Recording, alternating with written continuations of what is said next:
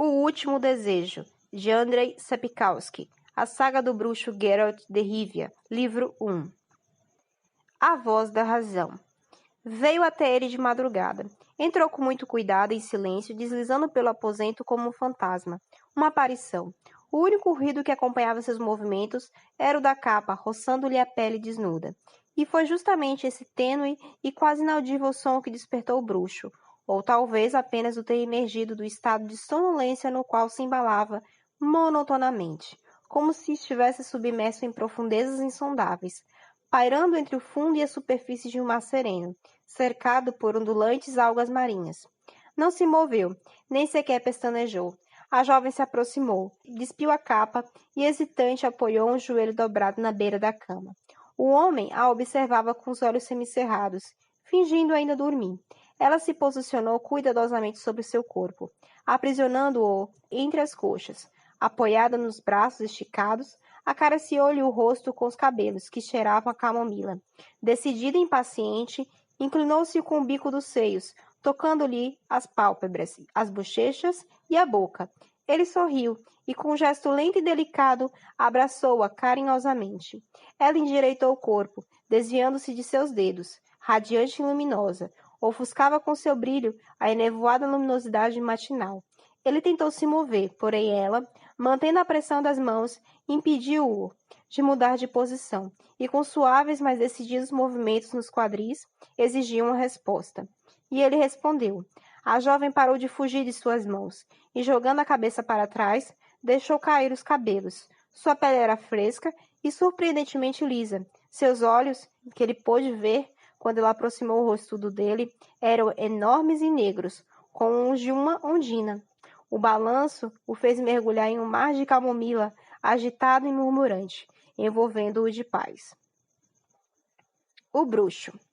Anos mais tarde, diziam que aquele homem veio do norte, do portão dos cordoeiros. Chegou a pé, conduzindo seu cavalo pelas rédeas. Já era tarde. As barracas dos cordoeiros e celeiros estavam fechadas, e a ruazinha deserta.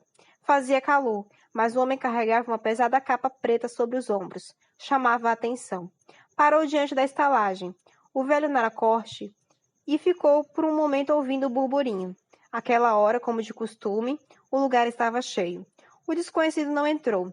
Seguiu adiante e puxou seu cavalo até uma taberna menor, chamada A Raposa. Estava quase vazia, afinal não tinha boa fama.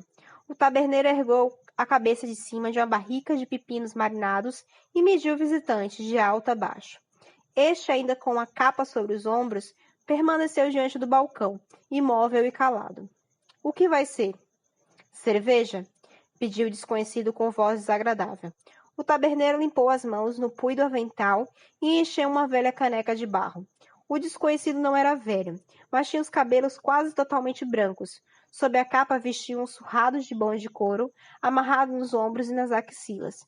Quando tirou a capa, todos puderam ver a longa espada de 2 gumes presa às costas por um cinturão.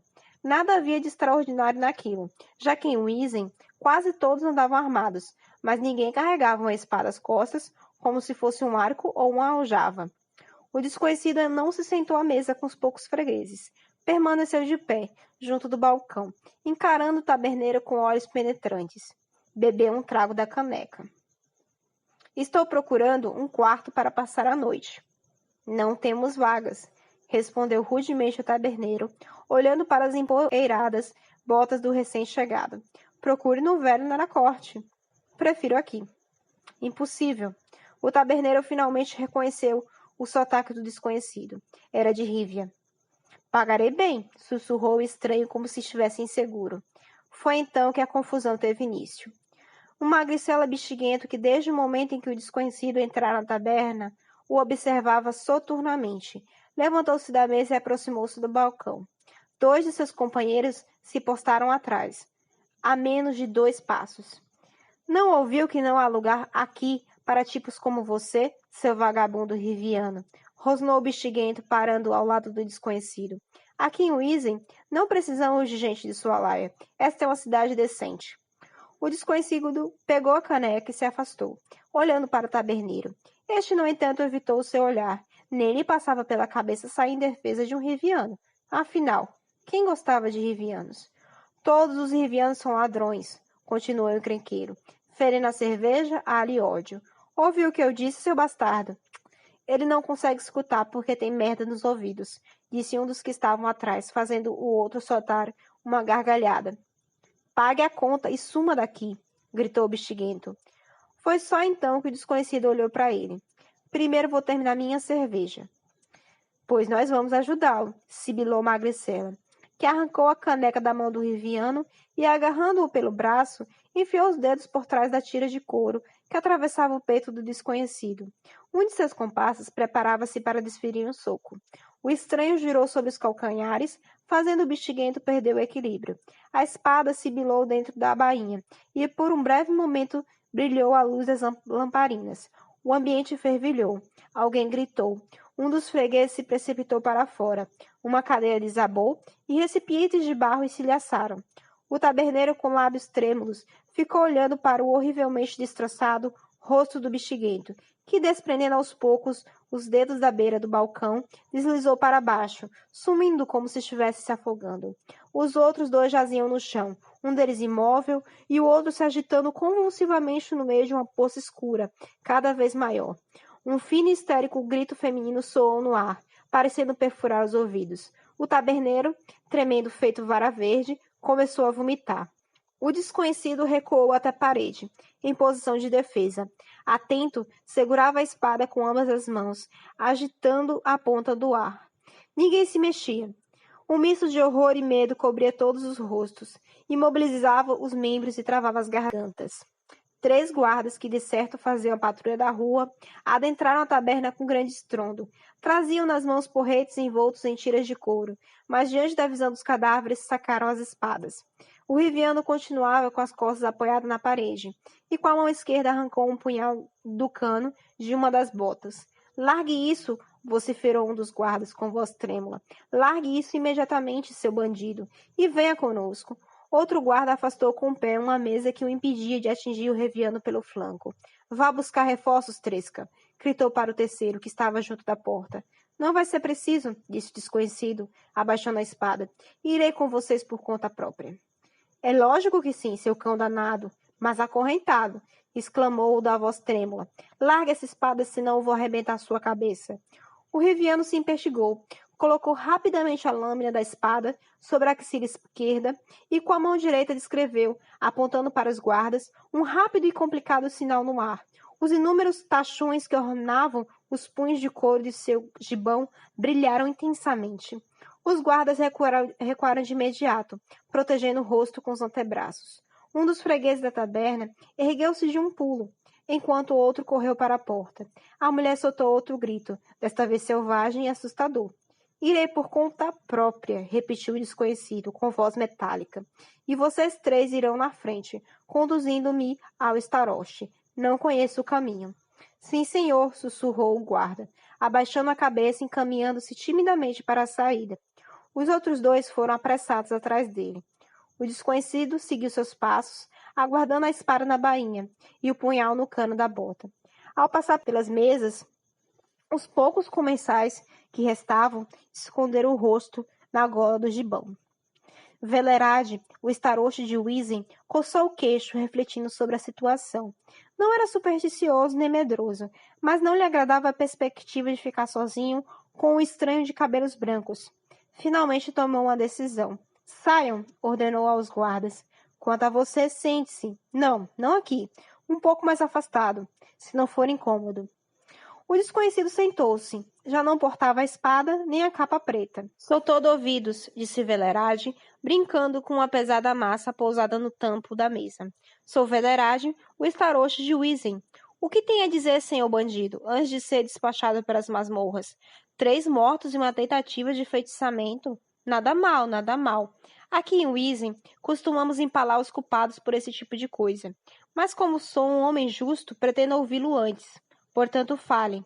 O riviano abriu a jaqueta e tirou um pergaminho de pele de cabra branca.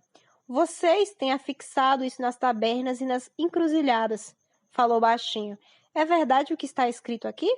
Ah, murmurou Velerade, olhando para as runas gravadas num pedaço de pele. Então é disso que se trata? Devia ter adivinhado. Sim, é a mais pura verdade. O pergaminho está assinado por Foltest, rei de Temária, Ponatar e Marracá, o que significa que é verdadeiro. Mas uma proclamação é uma proclamação, e leis são leis. Meu papel aqui, Wisin, é fazer com que as leis sejam cumpridas, e não vou permitir que pessoas sejam assassinadas sem mais nem menos. Deu para entender? O Riviano assentiu com a cabeça, demonstrando que entendera. Velerade resfolegou furiosamente. Você tem a divisa de bruxo? Indagou. O desconhecido voltou a enfiar a mão na jaqueta, dessa vez retirando um medalhão redondo pendurado numa corrente de prata. Nele estava gravada a cabeça de um lobo com as presas arreganhadas. E você tem nome? Pode ser qualquer um. Não estou perguntando por curiosidade, mas para facilitar nossa conversa. Meu nome é Geralt. Pois que seja Geralt, de Rivia, como deduzo pelo seu sotaque. De Rivia? Sabe de uma coisa, Geralt? Não se envolva nesse assunto, disse Velerade, batendo com a mão na proclamação. É um caso bastante sério. Muitos já tentaram. Isso, meu irmãozinho, não é o mesmo que arrebentar a cabeça de um par de patifes. Estou ciente disso. É minha profissão, senhor Starost. Na proclamação está escrito 3.000 ducados de recompensa. 3.000, confirmou Velerade de boca cheia. E mais a mão da princesa, segundo dizem por aí, embora nosso amado Foltest não tenha acrescentado isso à proclamação. Não estou interessado na princesa, falou calmamente Geralt, sentado imóvel com as mãos sobre os joelhos. O importante é o que está escrito. 3.000 ducados. Ah, que tempos! Suspirou Starost. Que tempos desgraçados, meu senhor!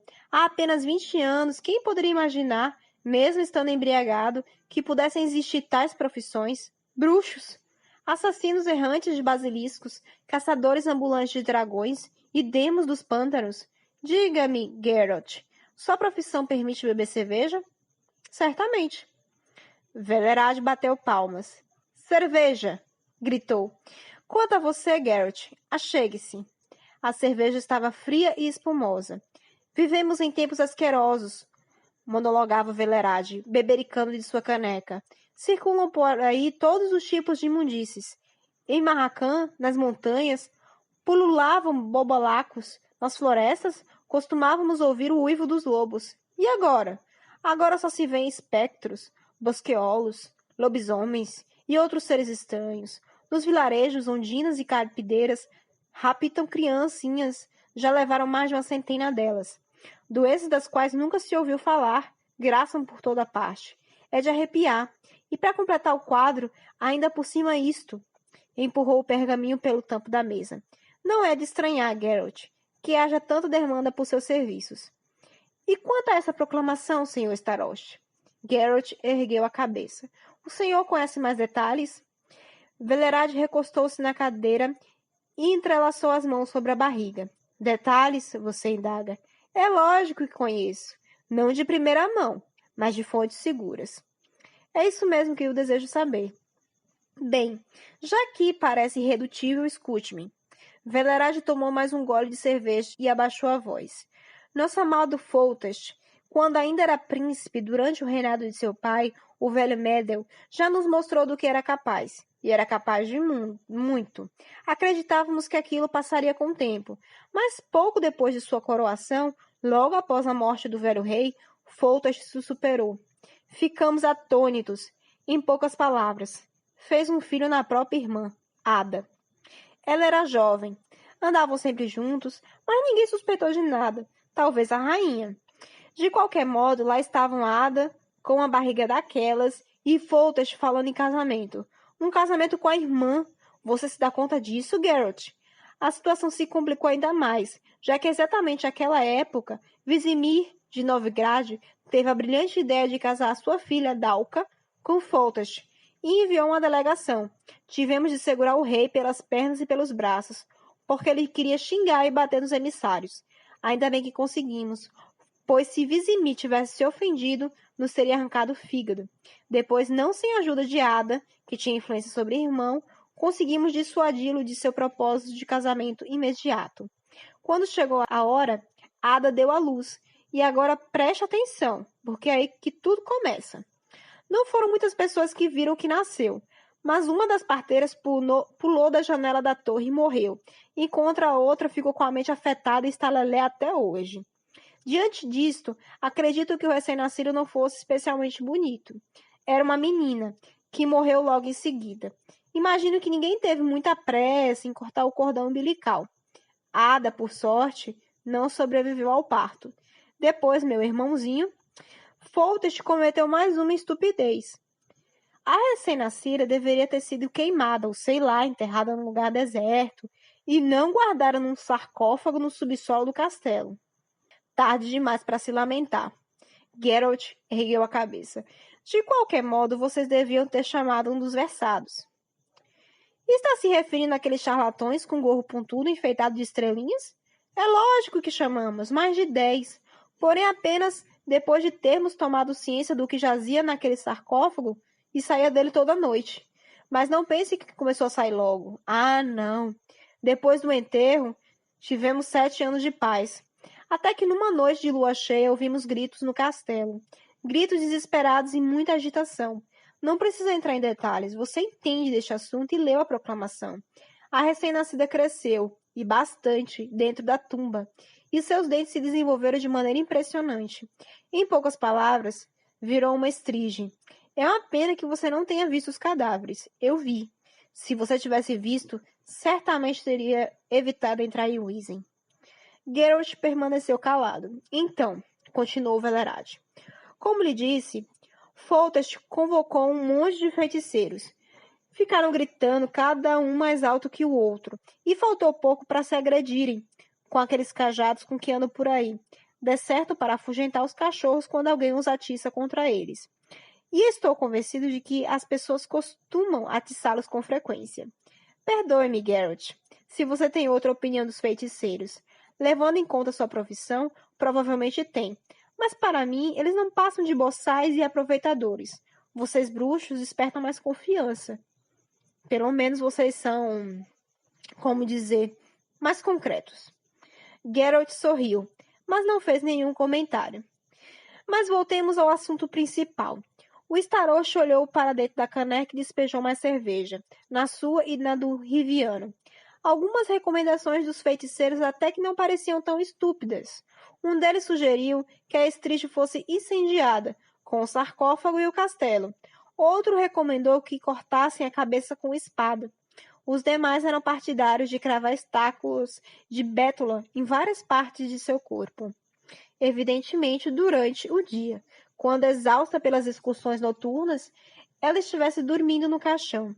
No entanto, um velho eremita corcunda, com gorro pontudo no crânio totalmente calvo, afirmou que tudo não passava de um canto fácil de desfazer, e que a Estrige voltaria a ser a velhinha de Foltest, linda como na pintura. Para isso, bastaria passar uma noite na cripta. Então imagine, Geralt, quão mentecapto ele era.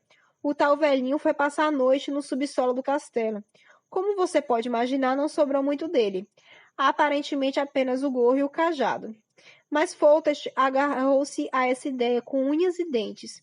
Proibiu qualquer tentativa de matar a Estrige e atraiu para Wizen charlatões e mais charlatões de todos os recantos do reino, para que desfizessem o feitiço, transformando o monstro de volta numa princesinha. Aquilo sim, era uma corda de pilantras. Umas velhotas encurvadas, uns capengas, todos sujos, sarnentos, davam pena. E aí todos se puseram a fazer encantos, principalmente sobre pratos de comida e canecos de cerveja. É verdade que Foltest, ou o Conselho de Anciões, logo desmascaravam vários deles.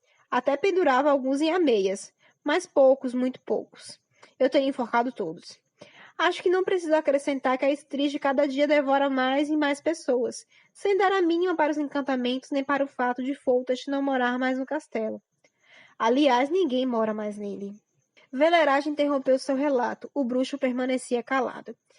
E isso continua assim, Geralt. Faz mais de 6 anos, porque aquilo nasceu há uns 14. Nesse período tivemos outras preocupações, pois travamos uma guerra com Vizimir, de Novigrad, por motivos concretos e compreensíveis, deslocamento de marcos fronteiriços, e não histórias de filhas ou laços de parentesco. Foltest, diga-se de passagem, começa a falar em matrimônio e examina os retratos enviados dos reinos vizinhos, em vez de atirá-los na lareira como antes. Apesar disso, volta e meia é tomado por um novo acesso e despacha cavaleiros à procura de outros feiticeiros, prometendo uma recompensa de 3.000 ducados, com o que atraiu para cá todo tipo de destrambelhados, cavaleiros andantes e até um pastorzinho, um idiota conhecido em toda a região, que descansa em paz. Enquanto isso, a Estrígio vai muito bem, obrigado. Só que de vez em quando, come alguém. É para se acostumar. Quanto a esses heróis que tentam desenfeitiçá-la, temos a vantagem de a besta saciar a fome com eles, e não precisa vagar fora dos muros do castelo. E Foltest tem um castelo bonito, bem bonito. Durante todos esses anos, Geralt ergueu a cabeça. Em mais de 6 anos, ninguém conseguiu resolver o problema? Pois é, ninguém. Velerade lançou um olhar penetrante ao bruxo. Porque, ao que tudo indica, o problema é insolúvel e temos de nos conformar com isso. Estou me referindo a Foltest, nosso benévolo e amado senhor, que continua fixando essas proclamações em todas as encruzilhadas.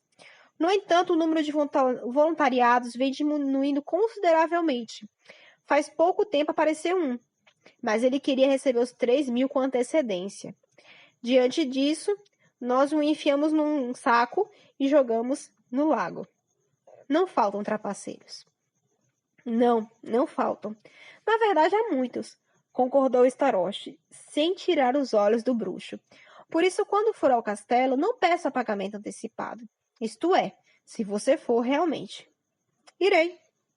Bem, é um assunto seu, mas não se esqueça do meu conselho. E já que estamos falando da recompensa, ultimamente tem circulado rumores sobre sua segunda parte, que cheguei a mencionar a você, a mão da princesa. Não sei quem inventou isso, porém se a Estrígio tem a aparência que as pessoas andam dizendo por aí, a piada é definitivamente de mau gosto. Mesmo assim, não faltaram idiotas que vieram a pleno galope ao castelo, tão logo surgiu a notícia da oportunidade de entrar na família real. 2 aprendizes sapateiros. Por que os sapateiros são tão estúpidos, Geralt? Não sei. E bruxos, senhor Starost? Apareceram alguns? Como não? Vários. Quando eram informados de que a Estrígio deveria ser desenfeitiçada e não morta, davam de ombros e iam embora. É em parte por isso que cresceu meu respeito pelos bruxos, Geralt. Houve um, mais jovem do que você, cujo nome não consigo lembrar, se é que ele se identificou. Este, bem que tentou. E nossa vampiresca princesa espalhou suas tripas por uma área equivalente a meia distância, percorrida por uma flecha disparada de um arco. Geralt meneou a cabeça. E ele foi o único? Houve mais um. Velerade interrompeu a frase, mas Geralt não o apressou. Sim, disse finalmente o Starost, houve mais um. No começo, quando Foltest o ameaçou com a forca caso matasse ou ferisse a Estrígio, ele soltou uma gargalhada e se preparou para partir. Só que depois, Velerade abaixou ainda mais a voz e, quase sussurrando, inclinou-se sobre a mesa.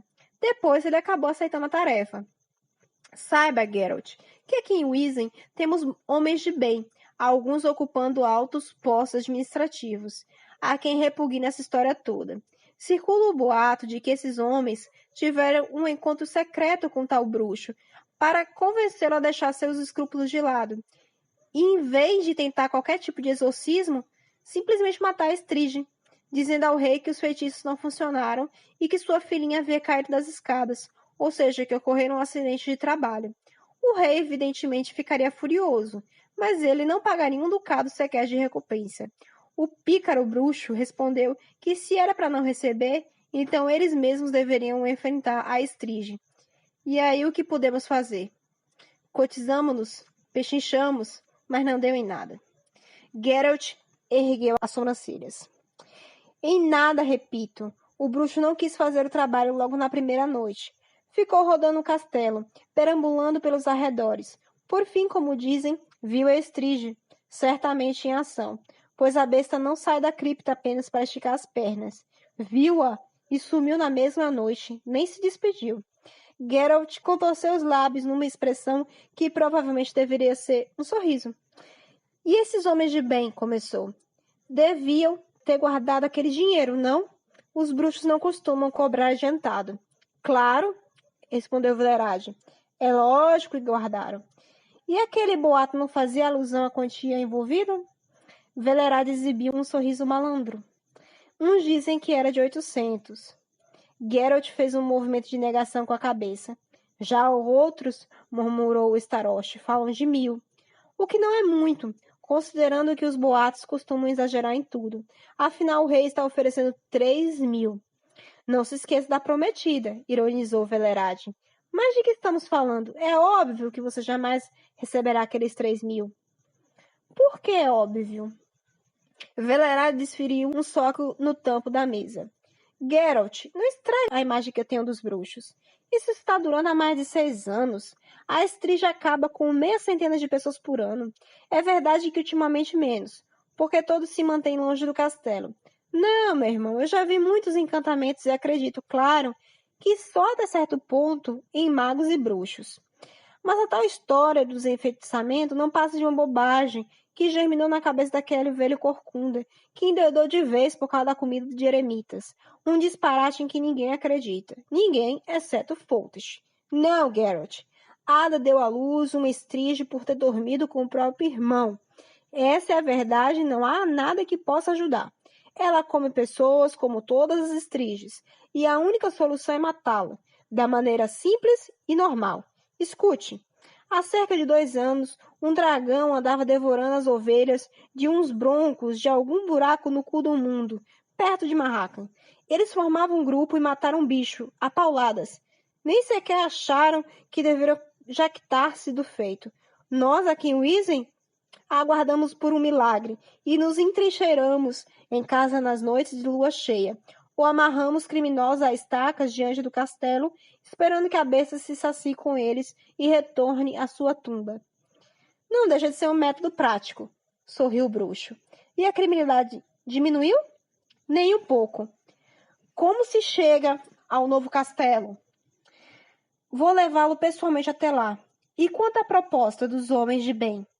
Senhor Starost, disse Geralt, para se apressar, existe a possibilidade de ocorrer um acidente durante meu trabalho, independente de minha intenção. Nesse caso, os homens de bem deveriam pensar em uma forma de me proteger da fúria do rei e preparar os 1500 ducados mencionados no boato. Eu falei em 1000. Não, senhor Velerade, retrucou o bruxo com determinação.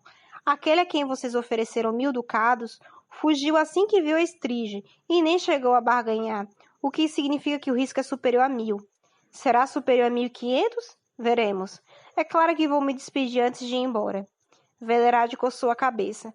Que tal 1200? Não, senhor Starost. O trabalho não é fácil. O rei oferece 3000 e eu tenho de dizer que às vezes desenfeitiçar é mais fácil do que matar. Afinal, se matar a Estrige fosse tão fácil, algum de meus predecessores o teria feito. Ou você acha que eles deixaram matar só por medo do rei? Que seja, irmãozinho. Velerade meneou sombria.